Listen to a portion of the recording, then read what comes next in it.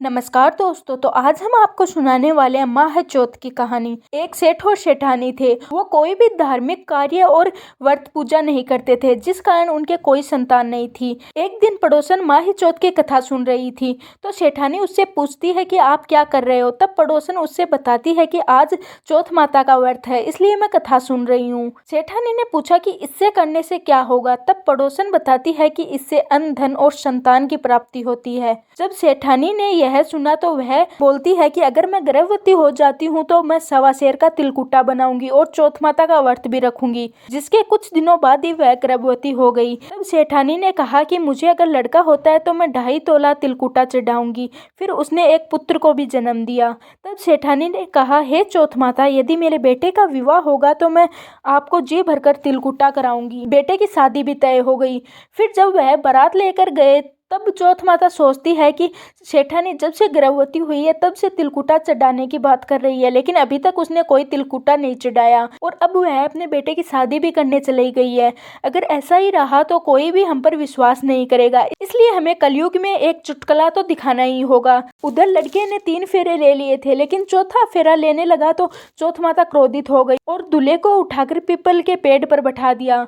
सड़कों पर हंगामा मच गया और लोग दूल्हे को ढूंढने लगे, लेकिन उसका कोई पता नहीं चला।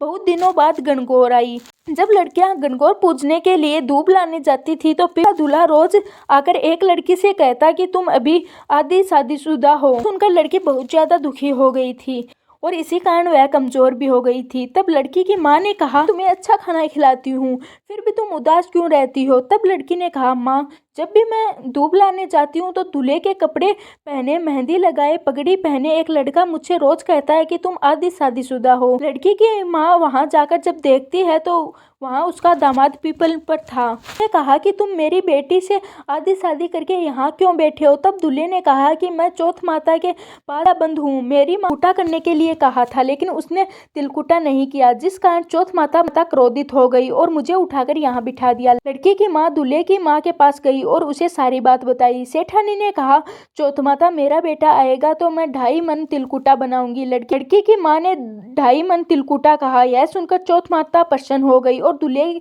को बारात में बैठाया। बेटे की शादी हो गई। बाद में उन्होंने धूमधाम से चौथ माता का तिलकुटा किया और पूरे गांव में कहा कि चौथ माता का व्रत करने वाले प्रत्येक व्यक्ति को तिलकुटा अवश्य करना चाहिए। अब हम आपको बताएंगे कि माह चौथ 2024 में कब है। माह चौथ 2024 में 29 जनवरी को सुबह 6:11 से प्रारंभ होगी और अगले दिन यानी 30 जनवरी को सुबह 8:24 पर समाप्त होगी। अब हम जान लेते हैं कि इसकी कहानी सुनते समय हमें क्या क्या करना चाहिए। सबसे पहले हमें एक पार्टी पर जल का लोटा रखना चाहिए, साथ ही हमें तिलकुटा, रोली, चावल भी रखने चाहिए। फिर लोटे पर 60 और 13 बिंदियां रखनी चाहिए। हाथ में तिलक लेकर माही चौथ की कथा सुननी चाहिए। फिर तिलक लगाने के बाद उसमें तिलकुटा और पैसे रखने चाहिए। एक कटोरा अपनी सास के चरणों में रखकर थाली में रखा तिलकुटा और पैसे ब्राह्मण को देने चाहिए। चंद्रमा निकलने पर उसी जल के लोटे और हाथ में रखे तिलकुटे से रख दिया जाता है, जिसके बाद गुड़ का भोग लगाकर ही भोजन ग्रहण किया जाता है। चौथ की पूरी कहानी। अगर आपको ये जानकारी जानकर अच्छा लगा तो हमें कमेंट करके बताइए। अब हम मिलते हैं किसी और वीडियो के साथ।